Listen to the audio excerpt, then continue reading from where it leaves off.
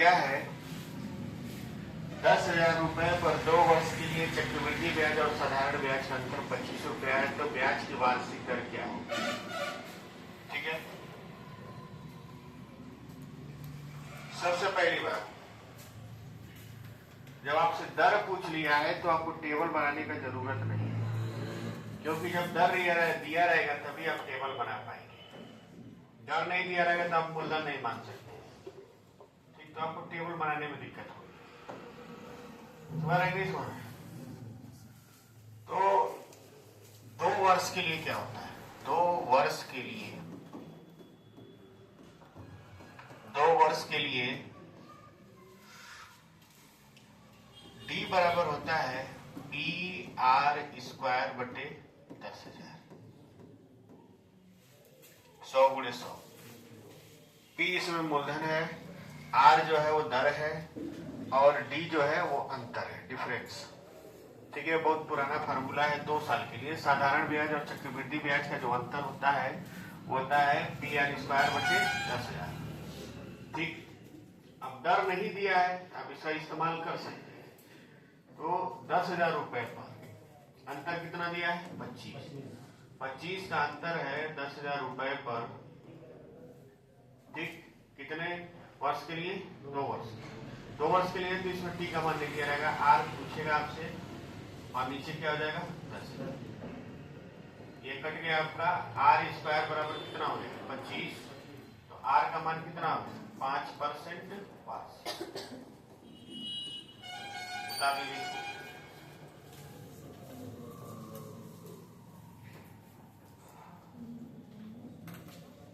वार्षिक ब्याज की दर से चक्रवृद्धि ब्याज और साधारण ब्याज का अंतर 36 रुपए है।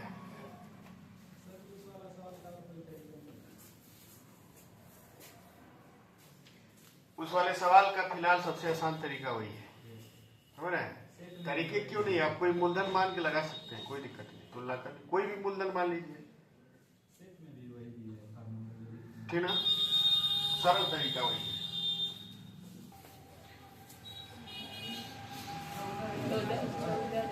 अब देखिए यहाँ पे आप दोनों चीज लगा सकते हैं। अभी हम लोग कितने साल के लिए पढ़ रहे हैं? 2 साल के लिए। आप यहाँ पे दर दिया हुआ है तो दोनों चीज लगा सकते हैं।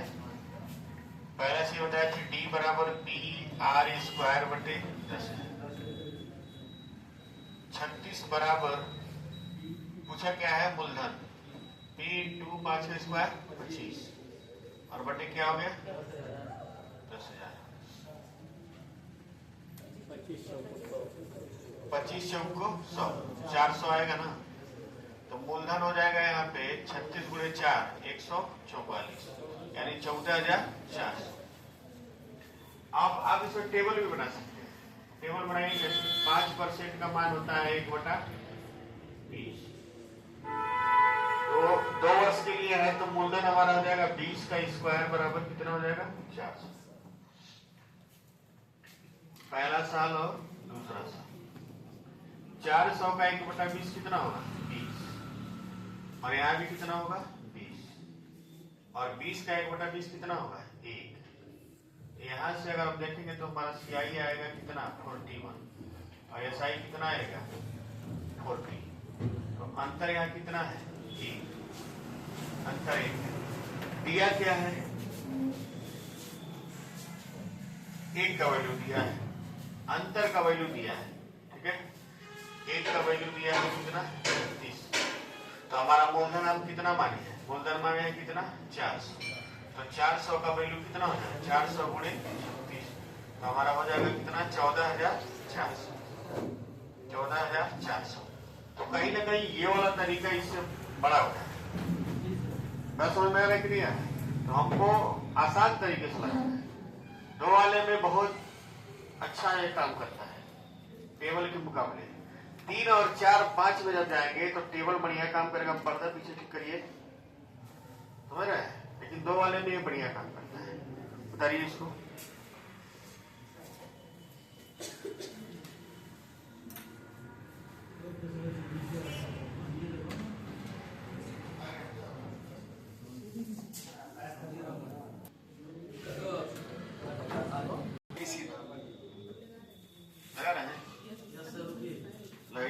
वर्षों में किसी धनराशि पर 8% वार्षिक ब्याज की दर से चक्रवृद्धि ब्याज वही अंतर है। देखिए पहले हम आपको बता देना है 2 साल का सवाल और 3 साल का सवाल पहले बहुत आता था, अब बहुत कम आता है। अभी आप 2 साल का पढ़ेंगे, अभी थोड़ी देर में 3 साल का पढ़ेंगे। ये दोनों टाइप मान के चलिए छोटा है। इसके बाद हम लोग पढ़ेंगे 3 साल में अर्धवार्षिक और 4 साल का, 5 साल का, 6 साल का अंतर। यही इंपॉर्टेंट है और इसमें टेबल का बड़ा रोल है। बात समझ में आ रहा है कि नहीं आ रहा है? तो आज का क्लास तो बहुत नहीं कह सकते हैं इंपॉर्टेंट, लेकिन कल का क्लास बहुत इंपॉर्टेंट रहेगा। बात समझ में आ रहा है? तो ध्यान से पहले 2-3 वाला लगाना सीख लीजिए, नहीं तो फिर 4 वाले पे, 5 वाले पे, 6 वाले पे दिक्कत होगा आपको। इसमें तो कुछ नहीं है, PR स्क्वायर बटे 10,000, क्योंकि जब तक टेबल बनाएंगे तब तक सॉल्व कर देंगे। 7, 6, 8 बराबर मूलधन गुणे 64 बटे कितना है 10,000। कितनी बार में कट रहा है? कितनी बार में कट रहा है?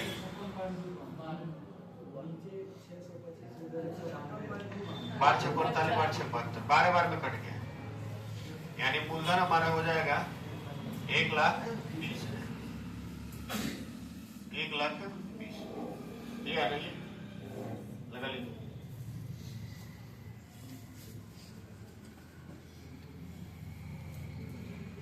आज थोड़ा हम चले, अगला प्रश्न लगाइए। 40,000 रुपए पर 1 वर्ष के लिए 20% की दर से चक्रवृद्धि ब्याज और साधारण ब्याज का अंतर क्या है यदि ब्याज छमाही रूप से संयोजित हो? अभी देखिए थोड़ा सा सवाल में बदलाव किए हैं।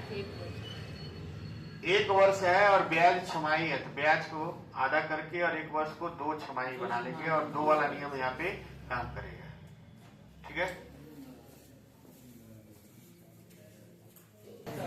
ध्यान से देखिए।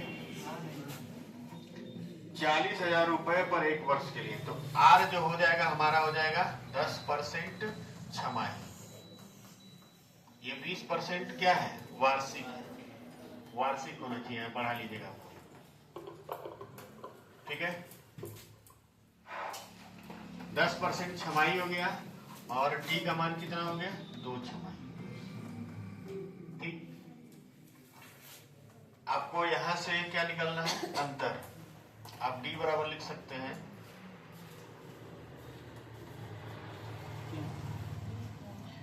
40,000 रुपए का 10 गुणे 10 कितना हो जाएगा? 100 बटे कितना हो जाएगा? 10,000। यहाँ से 4 जीरो 4 जीरो कट कितना आएगा? 400। टेबल भी बना सकते हैं हम लोग। R का मान बात नहीं, टेबल बनाना सीख ले तो आगे फंस जाएंगे। R का मान है 10%, का मतलब 1/10, यानी हमारा मूलधन हो जाएगा 2 बार के लिए 10 का स्क्वायर यानी 100। पहला साल, दूसरा साल। ठीक, 10 का 100 का 10% कितना होगा? 10। तो यहाँ भी कितना होगा? 10। 10 का 1/10 1, यानी हमारा CI हो जाएगा 21, SI कितना हो जाएगा? 20। अंतर कितना हो गया? 1। अंतर बराबर 1। पहली लाइन के बाद जो होता है वही अंतर होता है। ऐसा में पहली लाइन के बाद कितना है? 1 है, अंतर 1 है। अब आपसे कह रहा है कि अंतर बताना है और मूलधन दिया है, यानी 100 का वैल्यू दिया है 40,000। ठीक, 1 का वैल्यू कितना हो जाएगा? काट देंगे, जाएगा कितना? 40, यानी अंतर हमारा हो जाएगा 40। हो गया? कर दें? Yes sir. लगाइए।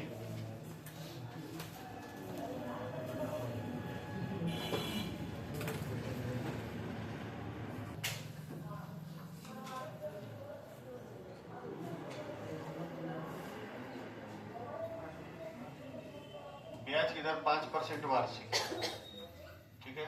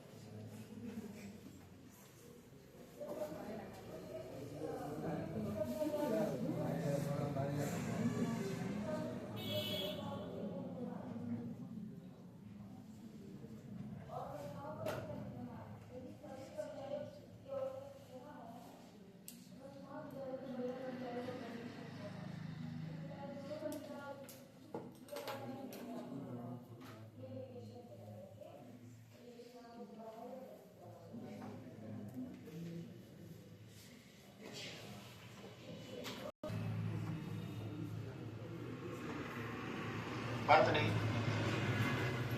ब्याज की दर 5% वार्षिक है और 2 वर्ष चक्रवृद्धि में 2 वर्ष के लिए है।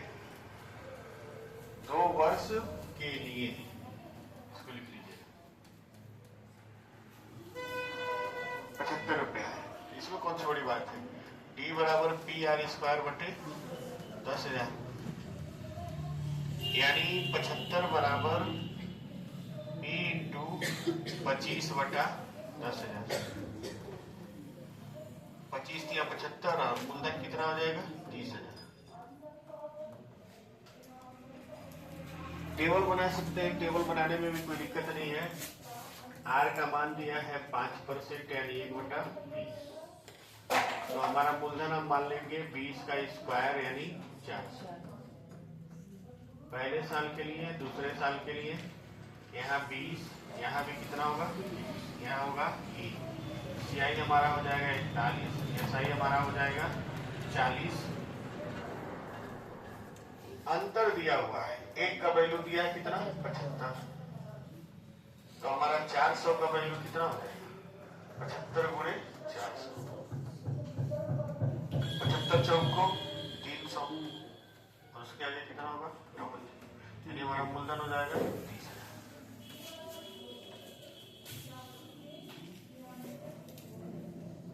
हो गया? Yes sir. आगे बढ़े ना?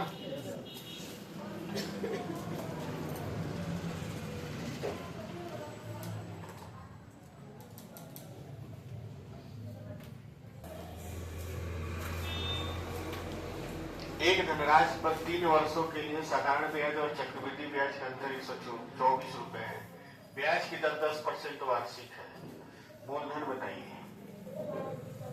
अब हम ध्यान से समझिए।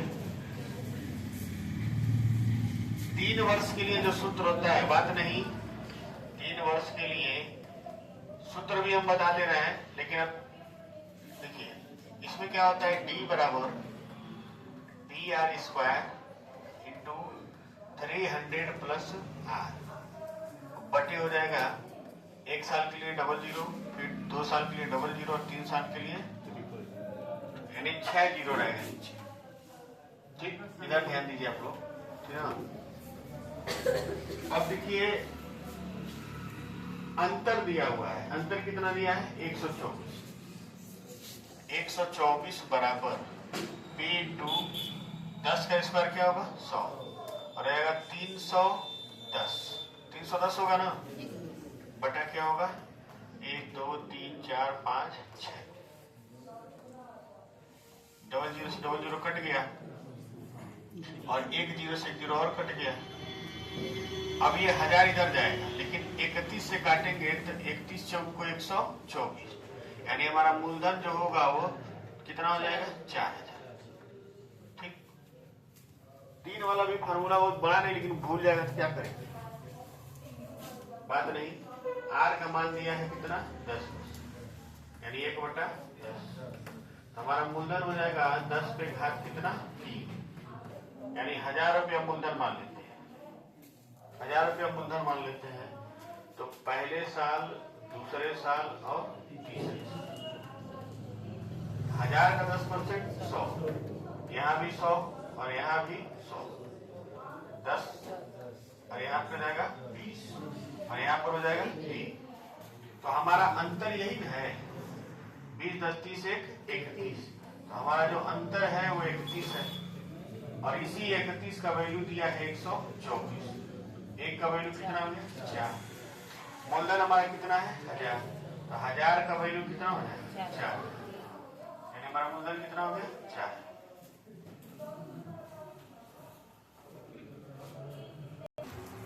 चलिए लास्ट क्वेश्चन लगाइए। अच्छा,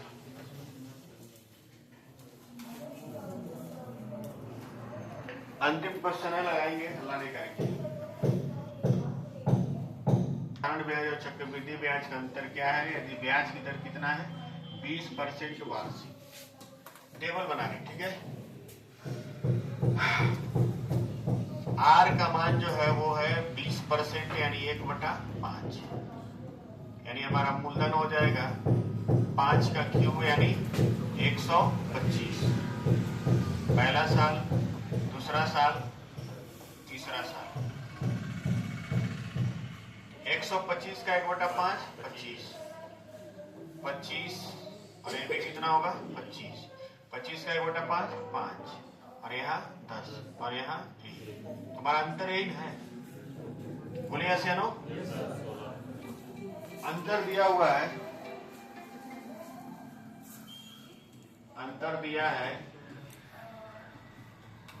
16, ठीक है। तो मूलधन का मान दिया हुआ है 125 का जो मान है वो दिया है कितना 20,000 रुपए, ठीक है। एक का मान हो जाएगा 3 शून्य काटेंगे 125 अठे 2000 1000 होता है, तो एक का मान हो जाएगा 160। आपसे पूछा है 16 का मान, 16 का मान हो जाएगा 16 गुणे 160, 16 का स्क्वायर 256 यानी 2560 रुपये आएगा अंतर। अब फार्मूला में भी रख के लगा सकते हैं, यहाँ रख के लगा दे रहे हैं। डी बराबर हो जाएगा, मूलधन कितना है 20,000 गुणे आर का मान कितना है 20 यानी 400 गुणे 320 बटा 1 2 3 4 5 6, 4 और 2 6 से नीचे कट गया, खत्म। ऊपर बचा 8 गुणे 32 यानी 8 दूना 16 3 24 से 25, इतना रुपये आएगा अंतर, ठीक है। आज के लिए इतना ही, आगे आप लोग पढ़िए।